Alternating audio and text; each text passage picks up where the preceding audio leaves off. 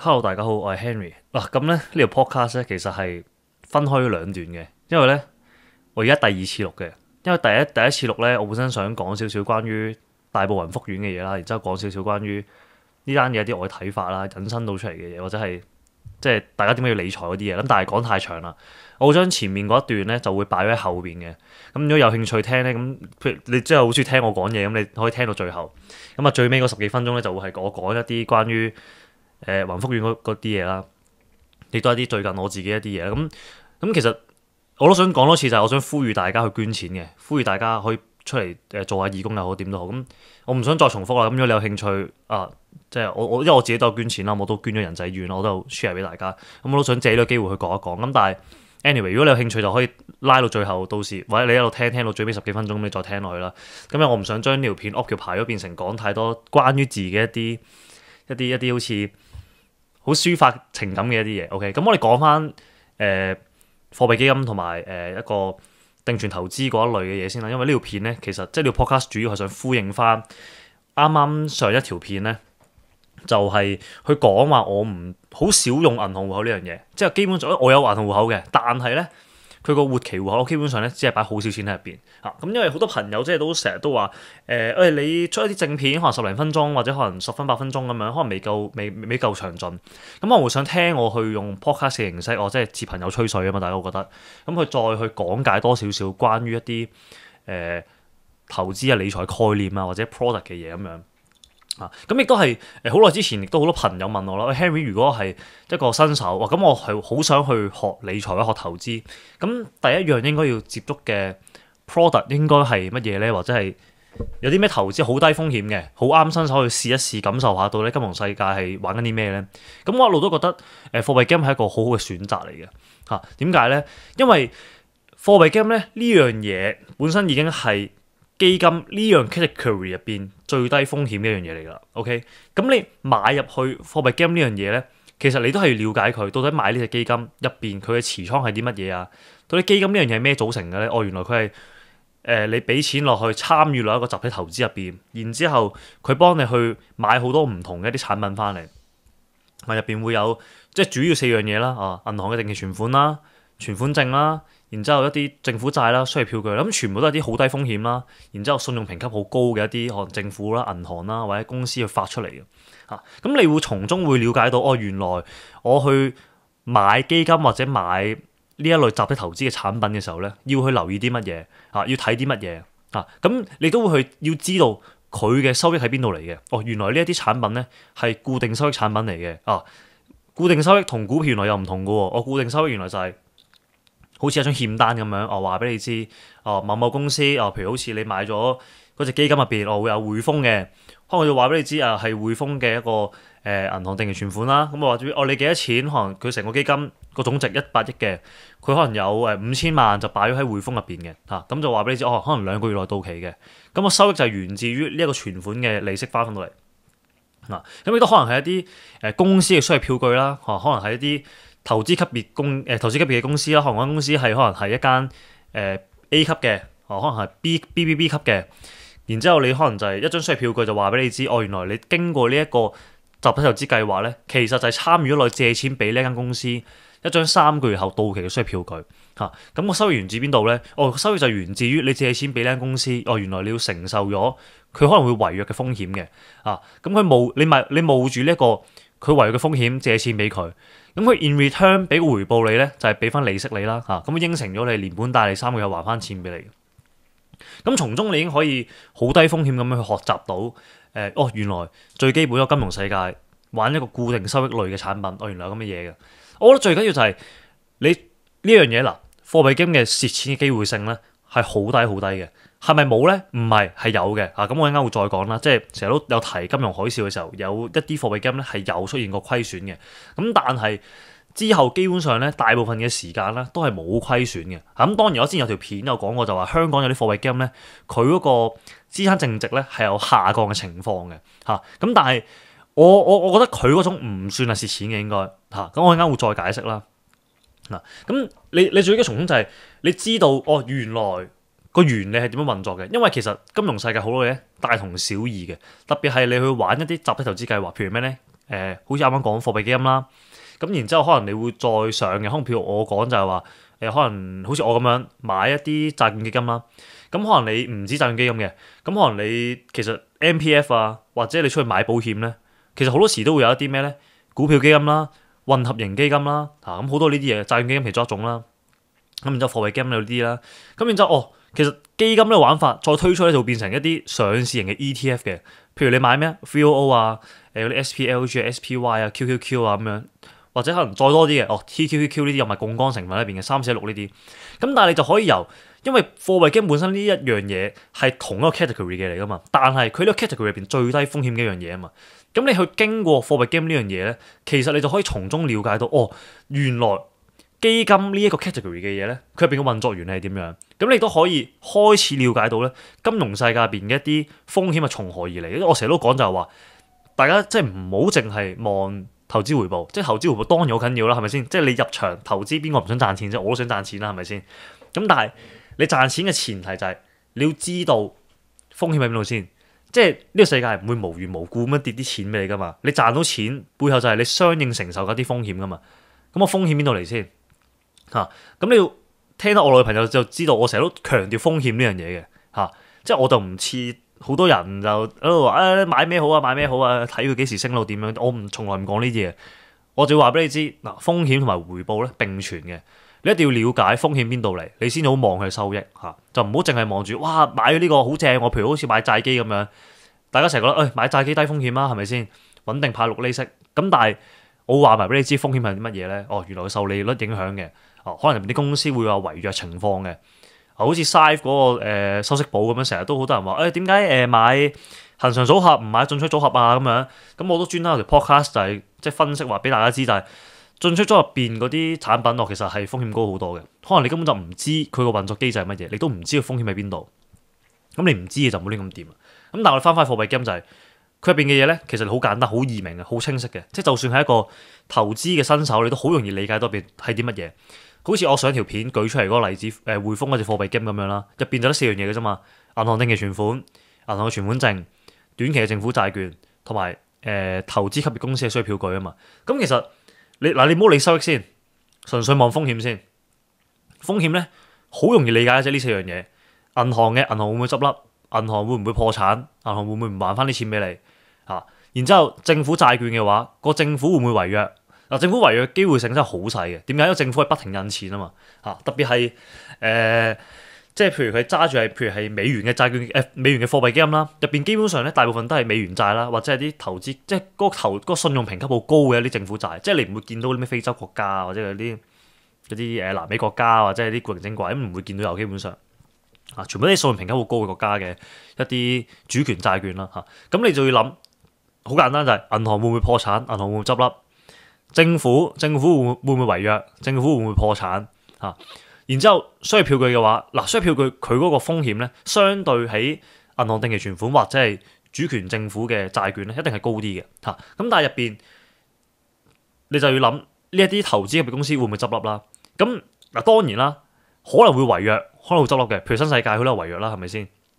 佢都係冇派息嘅咁嚴格嚟講，佢可以唔應該叫佢違約，佢係將佢嗰個應派利息推去下一期，因為佢永續債嚟嘅。OK，咁但係 anyway 啦，咁會有可能投資級別公司違約嘅咁但係我哋睇佢除咗呢個風險之外，你都會諗就係話點解成日話貨幣基金個風險低？其中一樣嘢就係個特點就係短期啊嘛，短期就係令到基金經理去揀擺啲乜嘢入去自己嗰個 portfolio 嘅時候咧，佢係揀啲我專登開份嘢出嚟嘅，因為咧我哋專登睇一睇證監嗰個，即係香港證監會咧就住貨幣市場基金嘅組成咧係有指引嘅咁咧佢係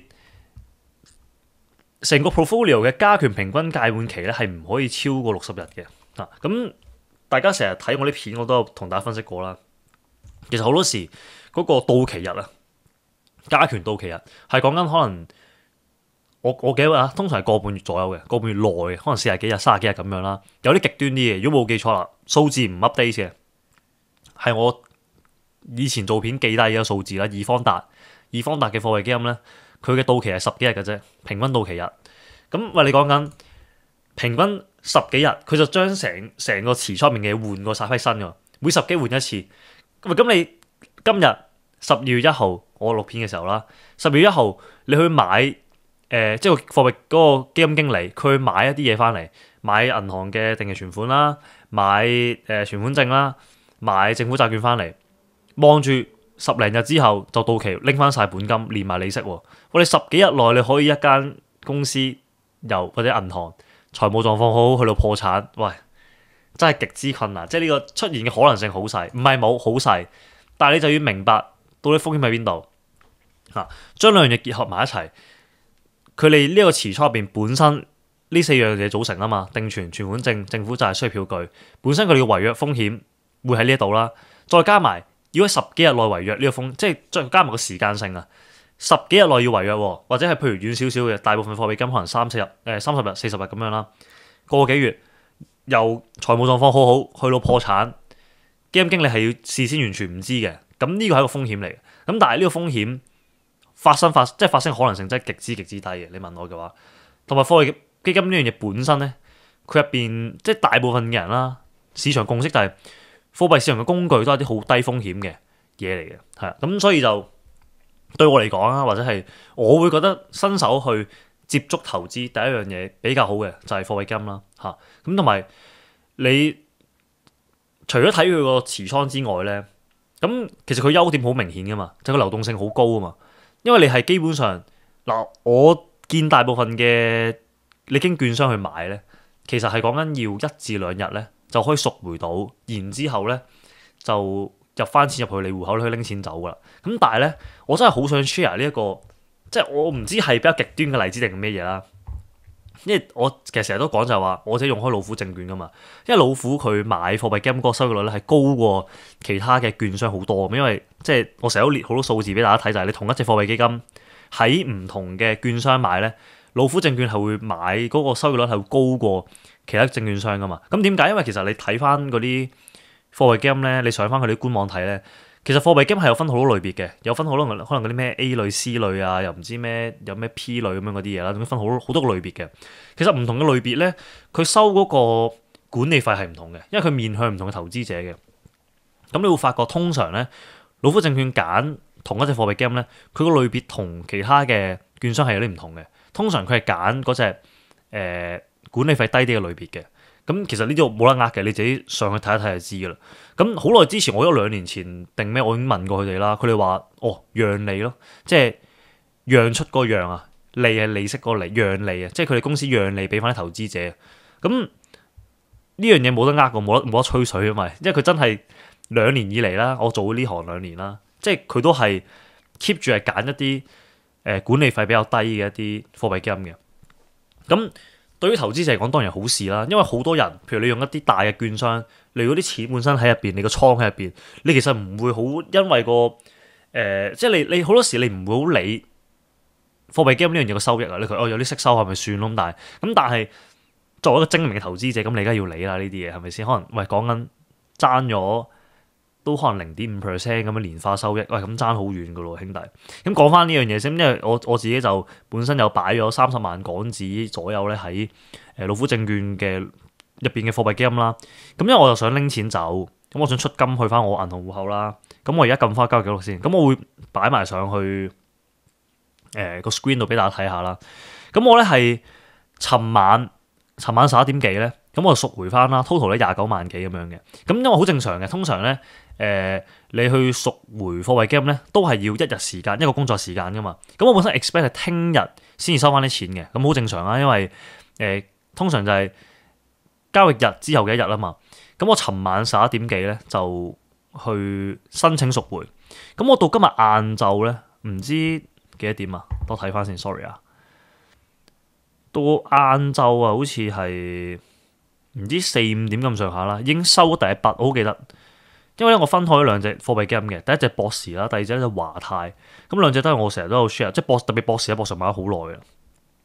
咁但係華泰係最快，晏晝咧唔知2-3點、3-4點，我已經係收到翻啲錢翻嚟噶啦。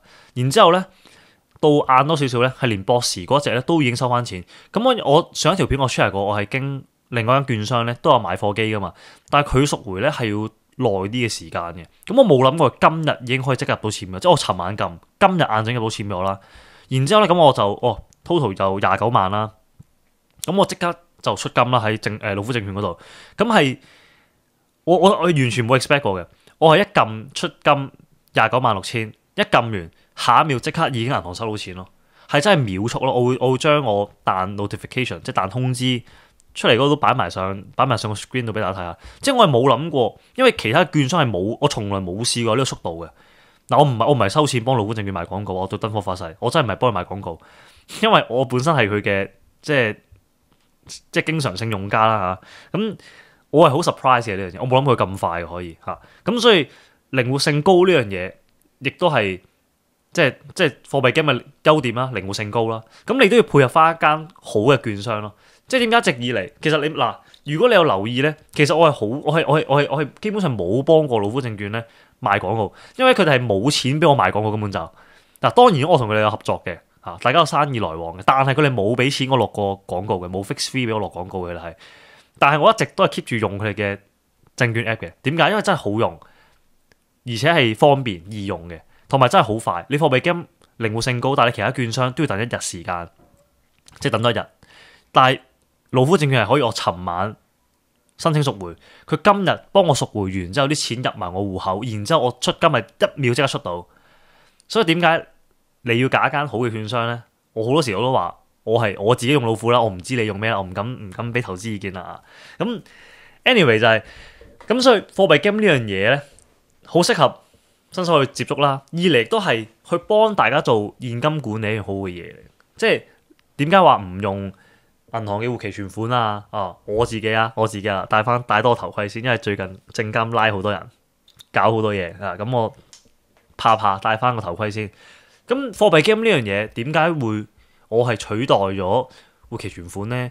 因為活期存款冇息噶嘛，即係佢咪冇0.001厘咯。咁你計唔計有啊？即係你都可以計有但不多咯，好似啲男人嘅原則咁樣，有原則但不多咁樣嚇。咁即係會咁嘅情況咯。即係你擺銀行，當然擺銀行佢有80萬保障啦，你冇可否認嘅，有80萬保障咁或者平時你要轉數快，你要找卡數，一定係要用銀行戶口嘅，唔係叫你唔用銀行戶口。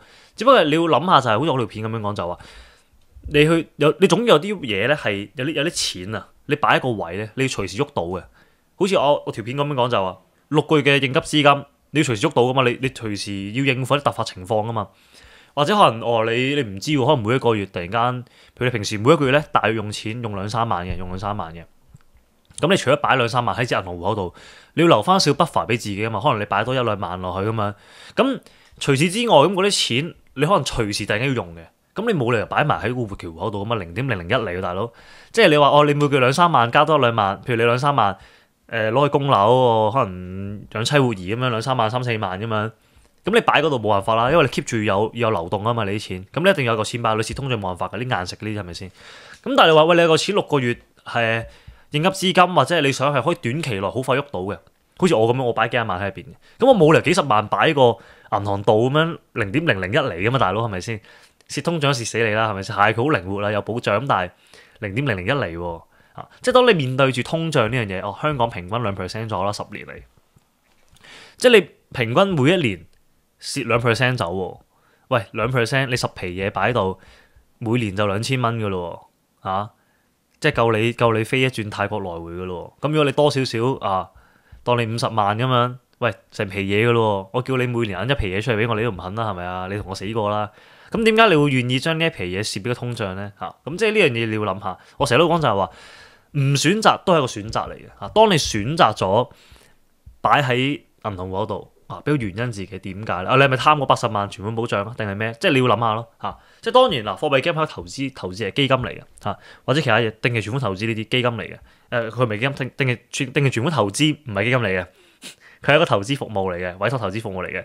貨幣基金係個基金嚟嘅當然佢有風險啦。咁但係就係我講嘅嘢就係你願唔願意承受多少少風險去獲取你要嘅回報但係講到尾就係你首先要了解咗風險係啲乜嘢先咁但係咁多年嚟，基本上咧貨幣基金係冇蝕錢嘅。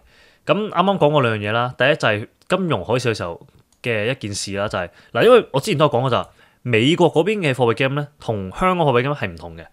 美國嘅貨幣基金咧，佢係將嗰個每一個單位價格咧，永遠 fix 咗喺$1嗰度嘅，唔會喐嘅。基本上，即係你上 Vanguard 或者係上其他嗰啲 iShare 啲揾下佢啲貨幣基金咧，你會見到佢哋嗰個performance 嘅表現咧，永遠都係$1嘅。咁佢哋嘅賺到翻嚟嘅錢咧就派晒出嚟嘅，所以佢哋個 NAV 永遠係$1嘅。咁但係香港唔同啦，因為香港我哋嗰啲係 accumulate 嘅，即係啲累積型嘅貨幣基金嚟嘅。咁所以你會見到佢個 NAV 即係個資產價格咧不停上升緊嘅。咁但係美國唔同啦，$1啦。咁喺金融海嘯嘅時候咧，因為有貨幣基金係持有雷曼兄弟嘅一啲應該係需票據或者係短期嘅債券啦。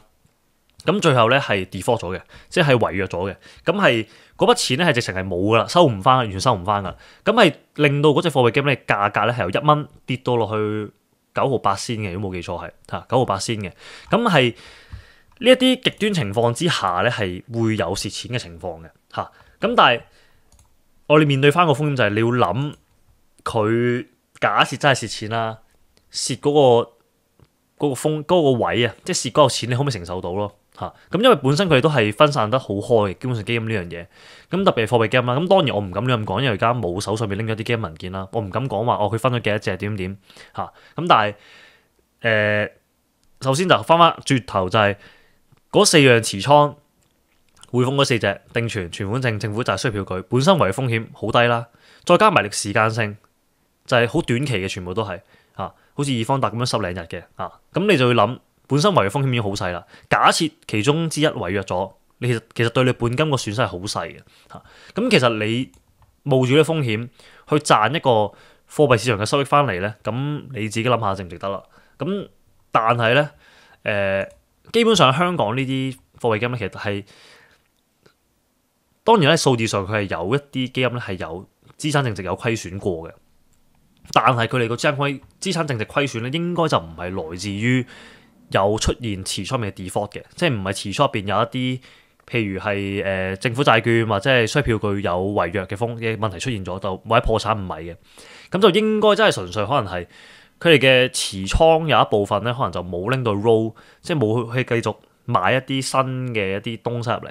咁但係因為本身貨幣基金呢樣嘢都係有管理費有成噶嘛，咁啊可能令到佢嗰個收益咧一時之間一日半日咧 cover 唔到。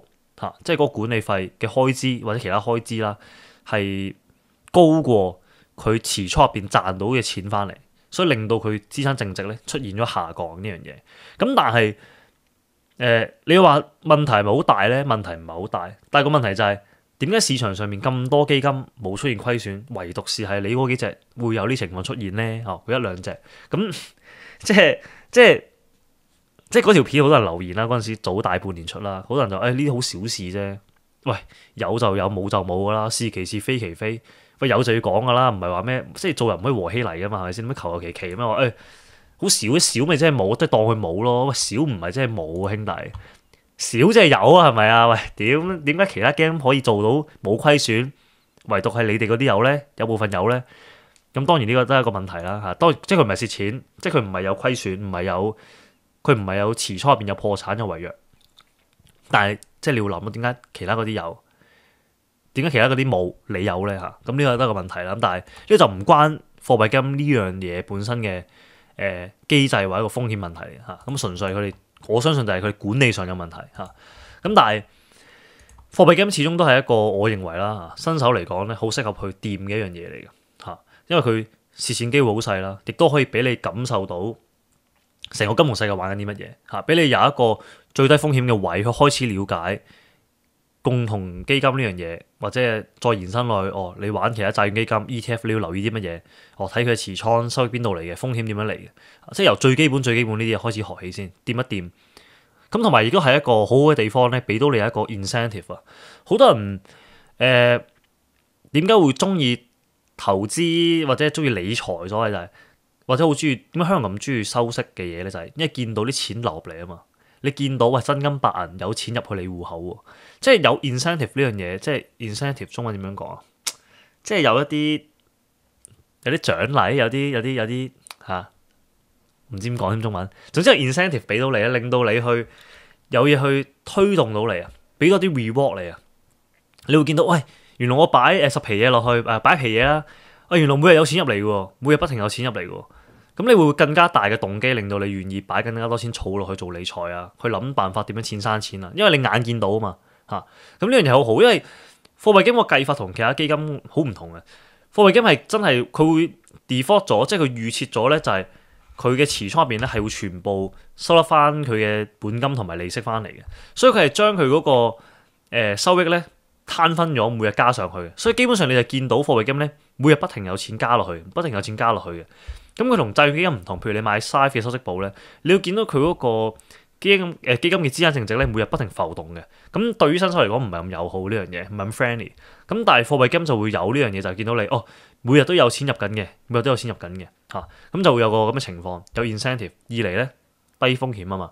第三可以俾你了解到，即係一個好好嘅一個入口啦，一個俾大家去了解到到底呢一啲金融產品點樣構成嘅？因為其實基金呢樣嘢，其實你 MPF 都被動幫你揀緊㗎。點解你哋唔去學咧？點解你唔去了解下金融世界發生緊咩事？MPF 係每個月你都要揼錢落去嘅喎。你唔會了解下自己買啲咩？你唔去了解下到底基金係啲乜嘢？點解你要買呢樣嘢？點解你揀咗買嗰隻基金？即係你完全冇了解過咁樣啲人，即係我都好奇怪喎。咁我覺得貨幣基金係一個好好嘅一個入口俾大家去了解發生緊咩事嚇。咁同埋係一個好容易上手啊，好容易理解到發生緊咩事嘅一個理財產品嚇。咁即係連埋我陣間，我會將本身我第一段錄嘅音咧就會擺翻後邊啦。咁大家有興趣就聽落去啦。咁可能會有少少冇頭冇尾，因為我講到後尾咁上下講到有啲唔係好想講落去嚇。咁 anyway 啦，咁如果你再聽落就希望你會有啲得着啦。好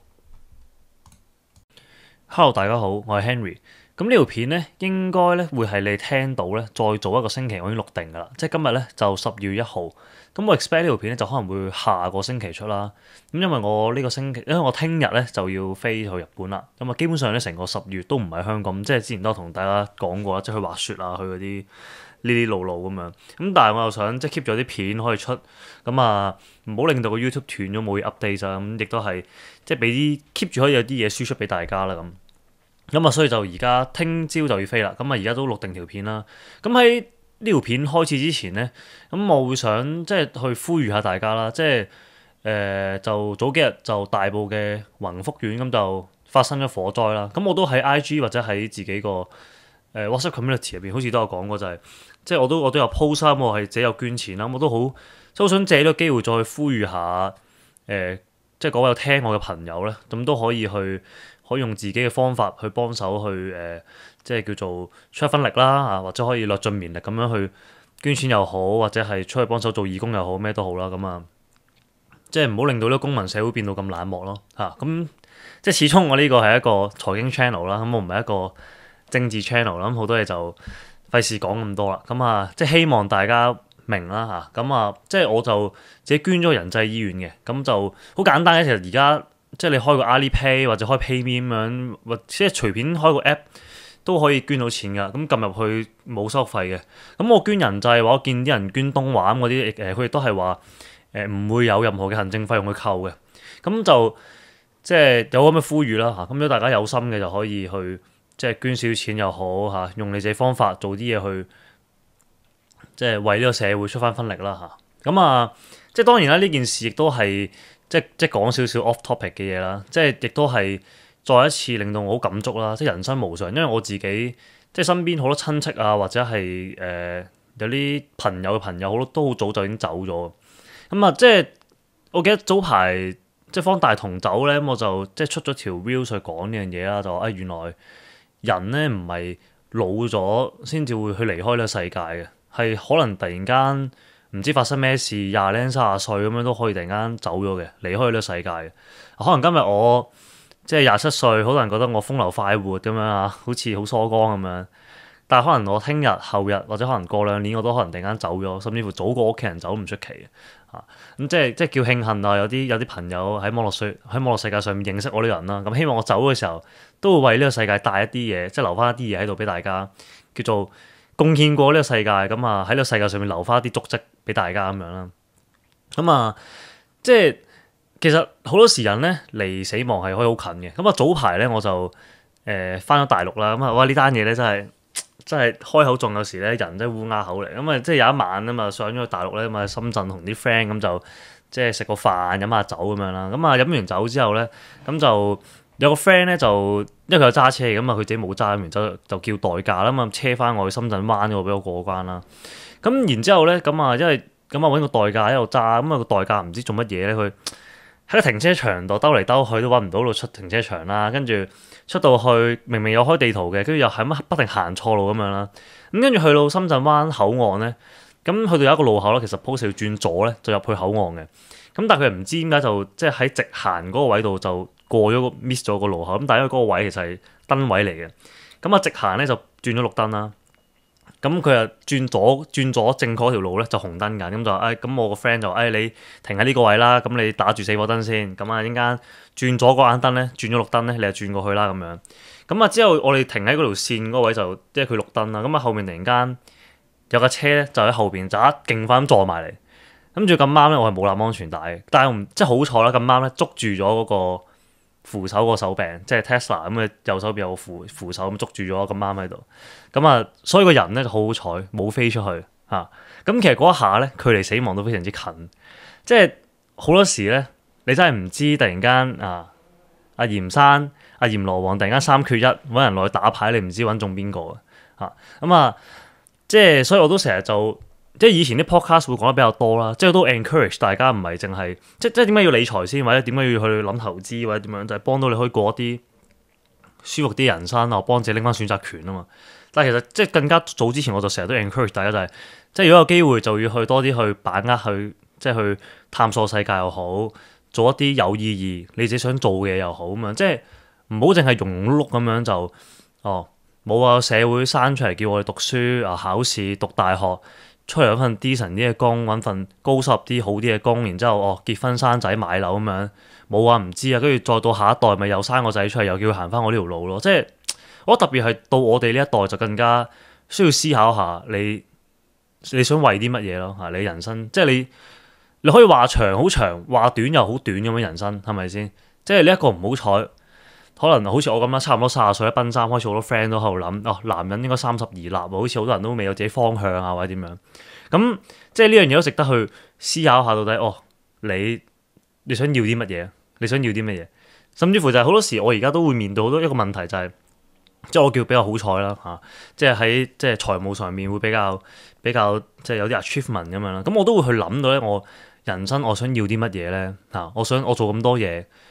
生存喺世界上面，可能錢呢方面咧，我都嗰個冇咁求嗰個力度冇咁大啦。咁我都諗我為啲咩咧？咁咁啱就今日咧，有人就有個朋友啦，即係佢好搞笑，即係佢 WhatsApp 度 WhatsApp 完我，然之後再喺 YouTube 上面留言啦。咁即係我都想分享下俾大家。咁其實即係講緊呢2年嚟，其實講嚟講去三幅屁就係點解我要做呢個 channel，或者就係點解我成日都強調就話我想去做理財知識普及呢樣嘢咧。咁嗰個留言嗰個朋友就話Henry 好多謝你咁啊！我幾年後先退休，但係理財咧真係近幾年先學。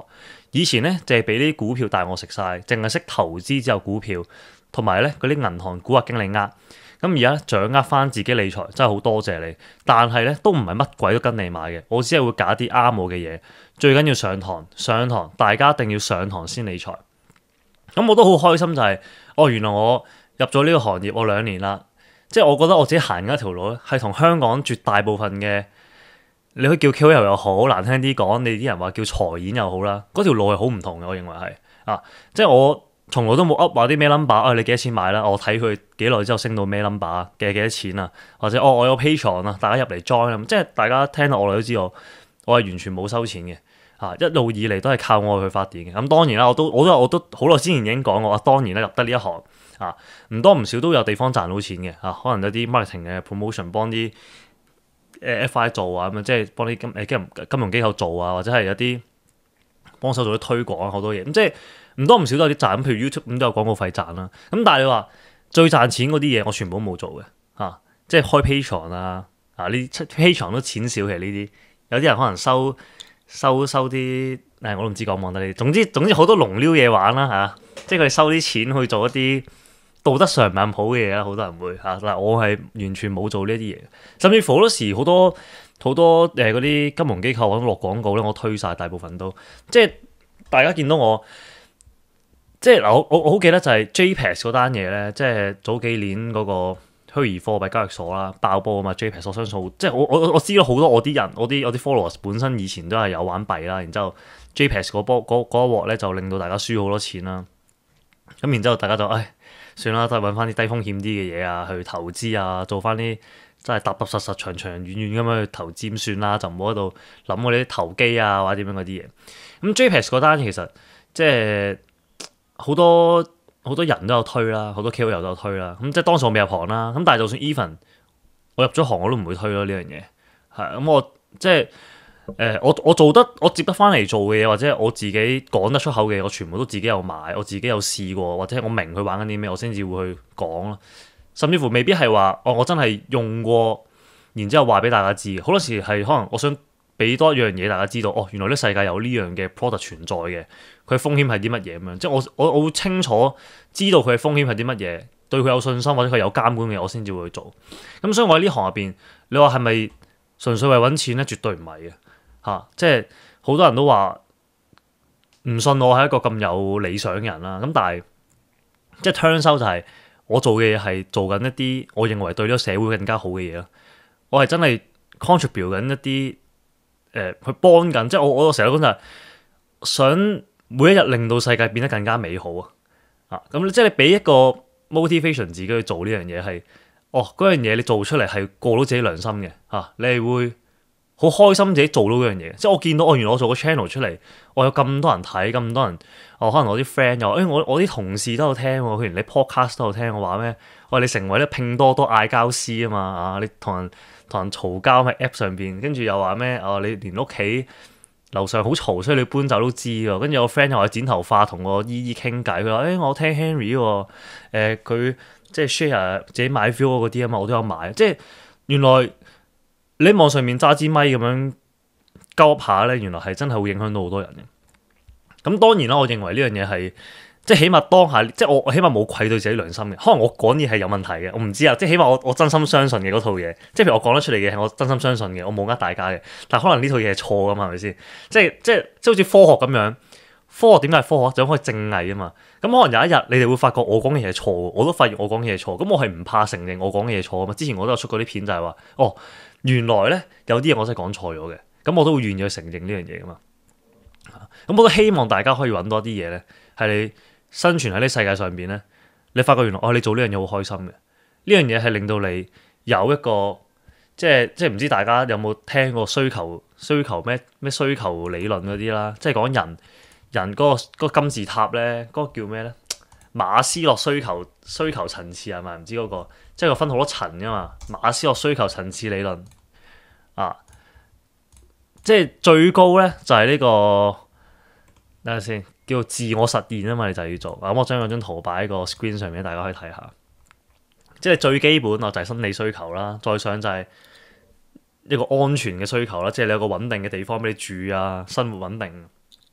再上有啲社會需求啊，嗰啲esteem 啊，然之後有啲自我實現咁樣啦。咁我認為我係好努力咁去揾一啲嘅自我實現啊。咁我都希望大家揾到啲嘢係自我實現啦，發揮到你嘅價值觀啊，你嘅理想。即係我覺得就係。